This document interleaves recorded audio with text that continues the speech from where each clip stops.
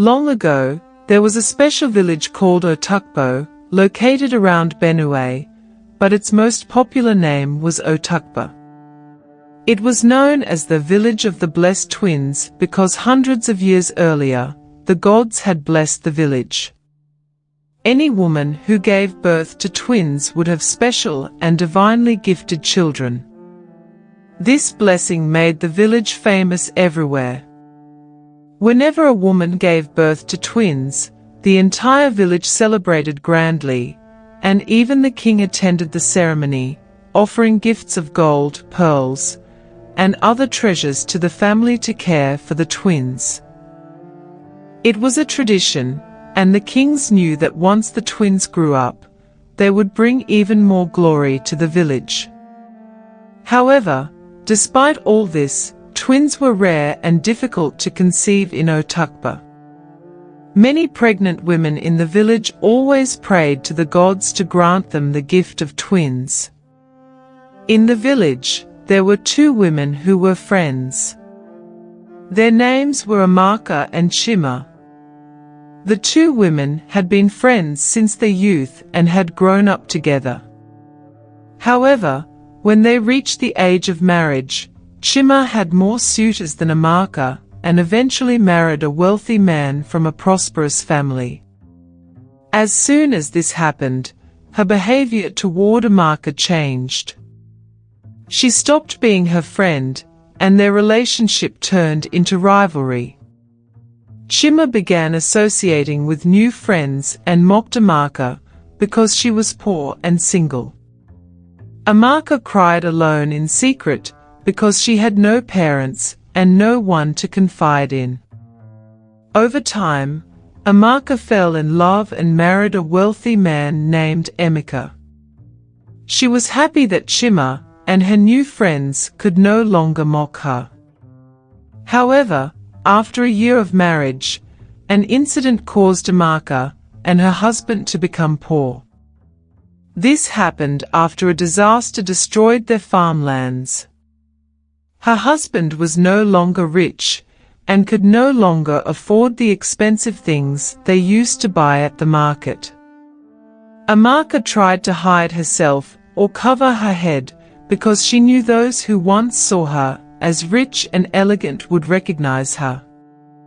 One day, her former friend Chima saw her at the market. She and her friends started laughing at the new clothes Amaka was wearing. Amaka swore that she would become rich again. Life took a turn, and Chima became pregnant by her husband. When the time came for her to give birth, it was a shock. Chima gave birth to twins, two beautiful boys. The entire village celebrated. The celebration spread through the streets. The elderly women danced in their traditional wrappers, and even the little children, who didn't fully understand what was happening, were joyful. The news spread to other villages that a woman had given birth to twins. In no time, the news reached Amaka.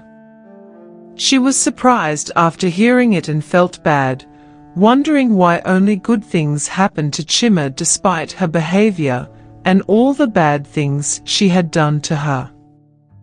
How could the gods bless Chima with twins when she had always mocked and tormented her? Amaka was devastated and knew there was nothing more she could do. Miraculously, her husband regained his wealth, but it could never compare to the glory Chima now had. In her mind, her enemy had found a new way to mock her, and Amaka was not going to allow it. She decided that she, too, must have a pair of twins. Amaka began saving money, having heard of a powerful priestess in a distant village who had a solution for almost every problem. She decided that she would no longer live a miserable life and would finally give Chima, her friend-turned-enemy, the shock of her life. Amaka traveled to the distant village, crossing many rivers and forests. She lied to her husband, saying she was going to visit a distant relative, knowing it was the only way he would let her go. When Amaka arrived in the distant village, she asked for directions to find the priestess. When she arrived at the shrine of the powerful priestess, she explained her situation and told her what she desired. The priestess explained to Amaka that only the gods had the power to predetermine the children a woman would have. Furthermore, she told her that she must be patient and that the gods might eventually reward her with the twins she wanted. Amaka begged the priestess, saying she did not want to leave things to chance. She pleaded with the priestess to find a way. The priestess gave her a bundle of kola nuts and instructed her to eat one each day for 7 days until she conceived. She warned that there could be consequences, but Amaka decided to take the risk.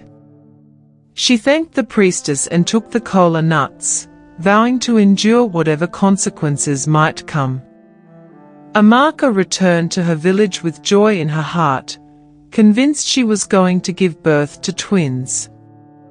She followed the priestess's instructions religiously, determined to prove to those who mocked her, especially Chima, that she was not just the wife of a poor man. Months later, Amaka became pregnant. Meanwhile, Chima, still basking in the glory and attention from giving birth to twins, had no idea that a terrible tragedy was approaching. Few months after giving birth, her twins fell seriously ill and died. That month was a dark time for the village. Many villagers visited to offer their condolences, and some tried to comfort her. When Amaka heard the news, she was unsure how to feel. Despite everything Chima had done to her, the babies were innocent and not responsible for their mother's actions. Amaka felt bad for the children, but stayed focused on her own pregnancy. A few months later, Amaka gave birth to her own pair of twins. It seemed impossible, but it had happened. The entire village rejoiced. Many were happy for her, and some said the gods had decided to bless Amaka with twins because Chima had lost hers. Following tradition, villagers brought gifts to Amaka, and the king also presented her with gifts of gold, as was customary.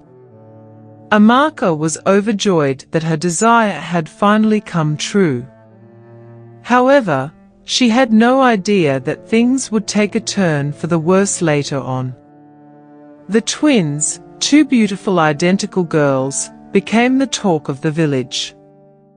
Amaka named them Uche and Yugo. Because of the blessings they brought, everyone wanted to be friends with Amaka. But Amaka felt differently toward Chima, who had become quiet and withdrawn after losing her twins. Chima no longer caused trouble for anyone, and Amaka did not attempt to make her feel worse about her loss. Instead, she simply enjoyed the gifts and blessings that came with her own twins. Uche and Yugo grew into wonderful girls who adored each other and did everything together. One of their favorite activities was going to the river to fetch water for their parents. Uche, the elder sister, loved Yugo dearly. She often told her beautiful stories and sang her soothing songs until she fell asleep. Over time, the twin sisters grew into very beautiful young women. That was when their talents began to shine. Yugo and Uche were extremely skilled at making beautiful clothes with wonderful patterns and vibrant colors. The clothes they made became famous across the region. Before long, wealthy and powerful people from faraway villages came to buy their creations. Even kings from other villages noticed their talent. Uche and Yugo became the subjects of conversations in many villages. However, people soon began to notice that the clothes made by Uche were more beautiful than those made by Yugo. This discovery spread quickly, and many people from other villages preferred to buy Uche's clothes over Yugo's. This realization saddened Yugo and caused her to lose confidence. She began to hide her clothes and often cried alone in her room. When Uche noticed her sister's unhappiness, she looked for ways to cheer her up. One day, Uche pretended to be gravely ill for an entire month. During that time, when customers came to buy clothes, they had no choice but to purchase Yugo's creations. This act made Yugo happy. Things continued to go well for the twin sisters until something surprising and different happened. The village decided to organize a festival. During the festival, Yugo told Uche that she should enjoy herself, dance, and play with the villagers. Yugo was more excited than usual. At her sister's request, Uche decided to participate in the festival by playing the local drum with the villagers. However, what she didn't know was that playing the drum would change her life forever. When Uche began to play the drum, the rhythm was so melodious and captivating that the villagers stopped to watch in amazement. Uche played the drum in an extraordinary way, as if the god of music had possessed her and was playing through her. Everyone was filled with emotion, and the festival became even more vibrant. It soon became clear that Uche was a gifted drummer. Realizing this, kings from other villages began inviting Uche to their special occasions and festivals. When Yugo saw her sister's newfound talent, she was astonished. She thought she too would possess the extraordinary gift of playing the drum like her sister. However, she was mistaken. Yugo tried playing the drum in her room, but the sound was far from extraordinary. It was nothing compared to her sister's performance. She felt sad and tried again, day after day, to play the drum like her sister, but it never worked. Sometimes, Yugo would go into the forest to practice drumming. She did this because she didn't want anyone to see or hear her practicing. She knew she would be mocked or ridiculed for trying to be like her sister, Uche, whose drumming talent was gaining fame. As Uche's popularity grew, she began to leave home more often to attend events in other villages. Uche always begged Yugo to accompany her because she loved her sister and didn't want to be alone. She also didn't want Yugo to be left alone at home with only their mother. However, Yugo always refused to go. She felt like a burden to Uche, and she didn't want people to mock or ridicule her. She believed she wouldn't be of any help to her sister. One day, while Uche was away in another village as usual, Yugo went to the forest to practice drumming. However, that particular day was different. While she was drumming, an old woman with a strange appearance approached her. The old woman told Yugo that she lived nearby and had seen her cry repeatedly because she couldn't play the drum like her sister. "I will help you," the old woman said. She then gave Yugo a special drum and told her to take it home.